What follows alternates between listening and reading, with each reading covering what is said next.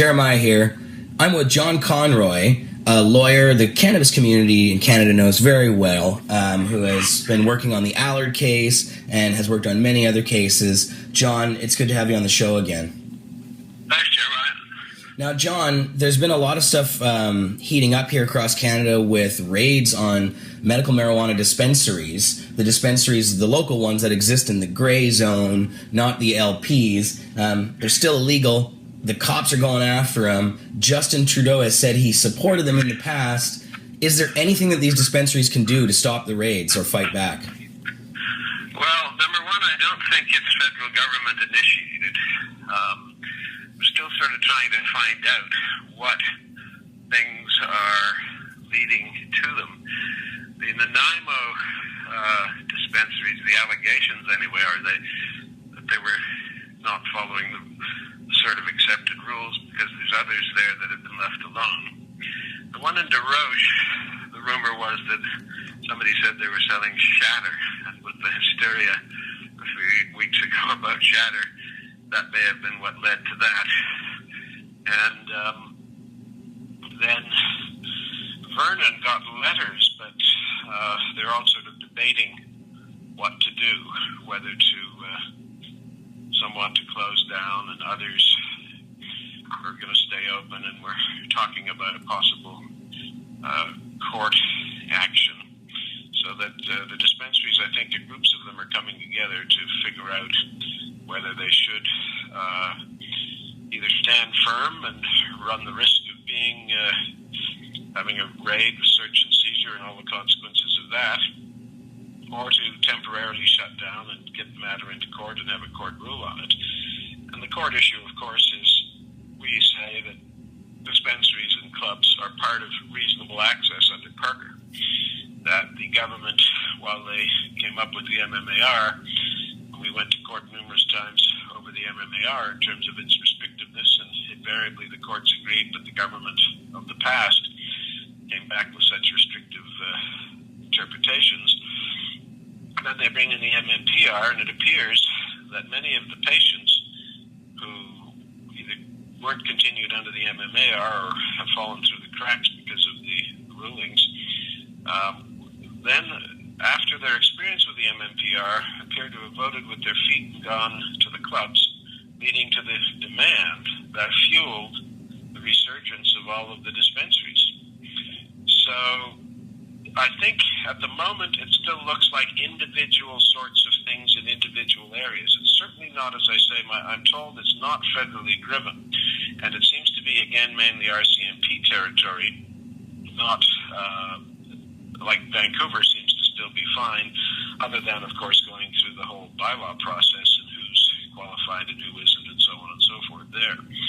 So I think it's too early to tell, but at the same time, as I say, a group is forming, like the coalition in terms of the patients, a group is forming in terms of the dispensaries. It may end up being the same group or different groups all trying to do fundraising in order to bring another court case to at least clarify this. If we can't get the government to move forward quickly to freeze the situation and hopefully put in some reasonable regulations so everybody can move forward.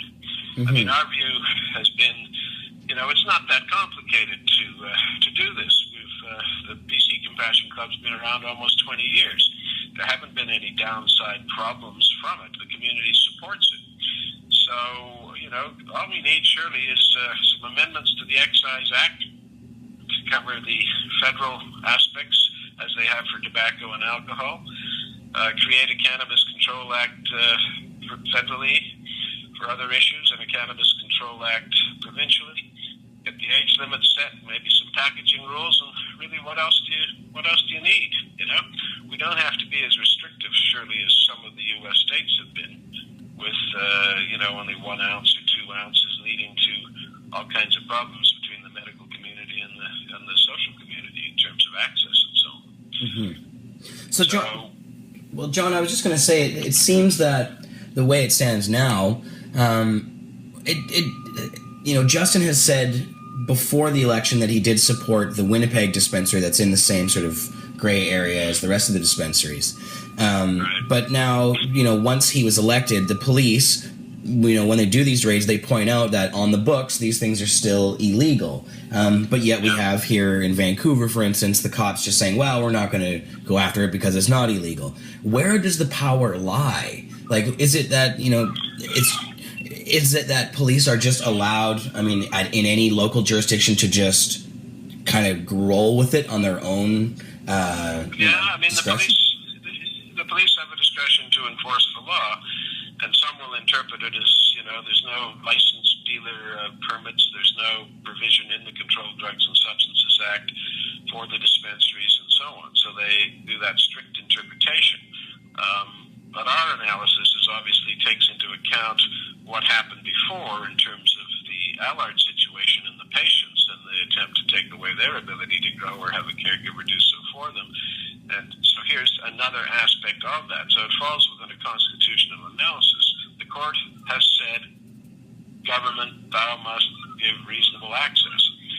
We say reasonable access includes people being able to go for themselves or have a caregiver do so for them. And we say, given what has happened with the MMPR and its ineffectiveness in terms of people, older people who don't have credit cards, trying to access through the MMPR and the LPs just doesn't work.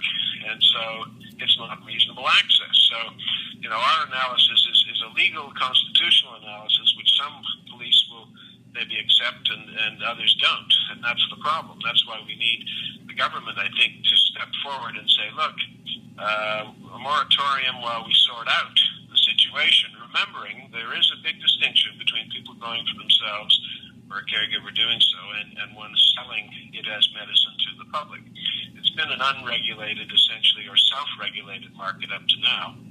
And so government is going to undoubtedly want to put in some regulations in terms of limiting access to youth and stuff like that. Mm-hmm. And, hopefully they'll pick the same age limit as tobacco, which is 18, and but that there's also provision, of course, for medical access with doctor and parent approval for people under the age of 18. So Justin could then put a moratorium right away, or could they deschedule it, or are there other options on that level? Well, he could deschedule by simply an order in council taking cannabis out of Schedule 2 to the Controlled Drugs and Substances Act, and bingo, it's no longer criminal law, but it would leave a vacuum. And so that's why I don't think they'll do that. Or if they do it, they'll do it in combination with having the province ready to put something in place that regulates licensing and distributing. Mm-hmm. Now, otherwise it'd be a vacuum, and that's not going to happen. Right, yeah, and gangs or whoever would fill it. Somebody would. Yeah. So, John, that's the important thing, is that whatever they do, and there's going to be taxation, they got to make sure the tax is reasonable, so you don't have the situation that Colorado had for a while of somebody on the street corner saying, sell it to me I'll sell it to you without the taxes, that sort of thing. So they have to make sure whatever they do is reasonable, and the idea surely is to flood the market so that organized crime is no longer involved. Right, exactly. Yeah, and in BC we're seeing this liquor store proposal with the Union of Liquor Store Representatives and the actual private liquor stores getting together. So we'll probably see a lot more of those across the country, I would imagine. I think that's a good thing. I think, we have to recognize that we have craft brewers, and craft brewers now can market in the liquor stores, so that hopefully they allow for the whole range of the larger producer, the smaller producers, the specialty producers, so that there is a market for all of them and room for all of them, and not to the exclusion of some. Now, John, the arrest that just happened in Nanaimo, for instance, there was 16 people arrested at 3 different dispensaries. Will those charges stick, do you think, in this landscape? Are these people really going to have to... what's going to happen to these folks? Well, I have no idea. I don't know any of the detail other than just rumors and bits and pieces I've heard, and so it really depends upon what did they do to attract it. But, if it's simply a business of they possess for the purpose of trafficking, or they're trafficking and they've got undercovers that have gone through and they've got the evidence, they could pursue it. I would suspect that council will try to delay it to at least determine what the government's position is. yeah, it's an odd situation to be proceeding with charges under the Controlled Drugs and Substances Act when the government has said they're going to legalize. Yeah. Obviously, the first thing we'll say to the judge is, hey, judge, you don't need to deter people anymore because it's going to be legalized. So it's an odd situation. Right. And now, John, you said that these dispensary groups have been getting together. Have they then approached you with any, options, or is there? Yes. What would be the options? What are the avenues you could take? Well, at this point, I've been approached by some of the people in Vernon, and I think Kirk's been approached by some as well. And so it's just at the talking stage of trying to see what the best strategy is. Mm-hmm. As I say, one option is for them to carry on and be defiant, but they run the risk of being busted and the consequences of that, versus stopping temporarily and saying to government, okay, we've stopped now, let's get some rules and regulations in place pronto in order to move forward. So it's really a business of them trying to, decide which of those options, and are there any other options? I mean, another option would be to file in court and to seek a declaration that they are part of reasonable access and to restrain any action by the police pending some further developments by government or whatever. There's pitfalls, there's pros and cons to all of them. It's not a clear-cut thing that a court would necessarily go for in the same way as for patients and caregivers. Mm-hmm. Remembering it is a commercial thing, dispensaries, even though, I think the focus has to be on the patients who have been unable to get reasonable access either because they can't afford the LPs, they can't afford maybe some of the dispensaries and clubs even, and those are the ones who want to grow for themselves or have a caregiver do so, but there's still other people who can't access LPs, or they found the LP system wanting, and they can go to a dispensary and talk to people and get information and look at product and so on and so forth that doesn't exist with the LP process. So government has to realize that people need a dispensary. A lot of patients that's the way that they will reasonably access their medicine.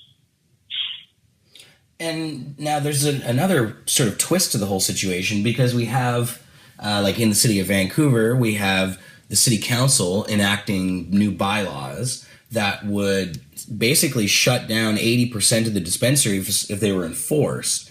Of course, now we have all of the new federal government coming in.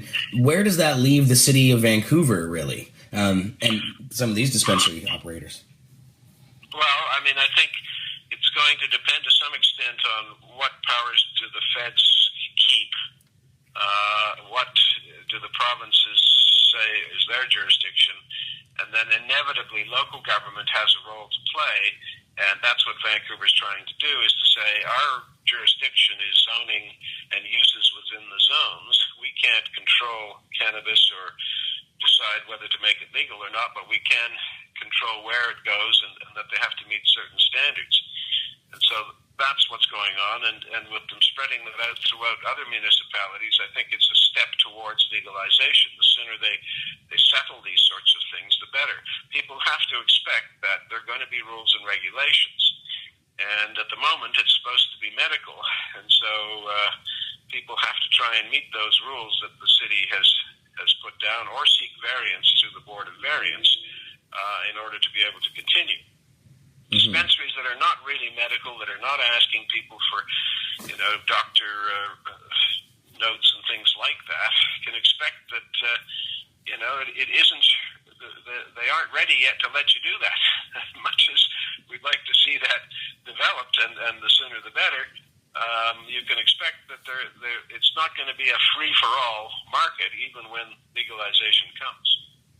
Right. Now, but in the landscape it's in now, it's hard for them to enforce these laws as it is. If we have a landscape where it's a more relaxed situation, what if these dispensaries just stay open? Is there a lot that the city can do to shut them down? Yeah, they could come in and bust them, trafficking. They could, so they would, even in the new... It would be the VPD, they'd instruct the VPD that these people are acting, whether they're investigate them under controlled drugs or whether they do it under the bylaws, operating outside the bylaw and being penalized under the bylaw, which often they have daily financial penalties as a disincentive to people to do that. Daily penalties. So, I mean, at this time, they could even do that to, like, say, our Vapor Lounge at Cannabis Culture. That's right. So we're all, I mean, there's no guarantees with any of this stuff, essentially. Definitely no guarantees. We're in a total sort of market situation which has been unregulated for a long time, or as I say, self-regulated, because I think with CAMCD and so on, they've been very responsible, many of them. But there are some, as happens in everything, that maybe aren't as responsible, and I think those are the ones that they're targeting at the moment. But eventually, once we've settled on who and how many and where, and the variance is done, hopefully by then we'll have some further movement from the federal government and the provincial government, so that it won't be simply a matter of people getting charged and so on. Mm-hmm. Now, John, I'm not convinced that the dispensaries that they've targeted are being targeted necessarily because they're doing something irresponsible or any different than the other dispensaries. I think it seems more likely that it's complaint-based and that they just maybe didn't have such a good relationship with their neighbors or something. That's possible, too, because often municipal bylaws are only enforced on complaint. And I think the police have, in this particular case, the police have even said it outright that, these are all complaint-based things. Yeah, so that's, and as I've said to people before, if you control your smell, you have less likelihood of complaint, at least in the producers. Well, sadly, we have some, like the Pam McCall types who have been calling around. She's aware that the police enforce by complaint, so she's been voicing a lot of complaints, you could say. Well, hopefully they'll realize that when they get more complaints from somebody like her, that it's somebody with an agenda as opposed to a complaint of something actually impacting the neighbor. Yeah. Well, it seems to be they have a kind of a sweet relationship going on where there's these local cops who don't like pot anyways, and she just happens to put in a call, and it's the perfect storm to give them an excuse to go and shut them down. Yeah. Well, and I think people should document exactly what's going on and to show, that you get support of all your neighbors in order to counteract Pam McCall and people like her. Exactly. That really is. I've been saying that to people with the dispensaries from the beginning. Make friends with your neighbors. But, even in Vancouver, where you have dispensaries that are super old and have made friends with their neighbors, with these new bylaws, that's not going to make any difference anyways. But I think the BC Compassion Club will survive its board of variance thing because it has good support from the neighbors, including the school. That's true. Within 300 meters. Yeah, but now they were turned down on the first go through, but I guess they have to now step forward. Before the board. Yeah, because these dispensaries, and they're giving them time. They have 6 months and time to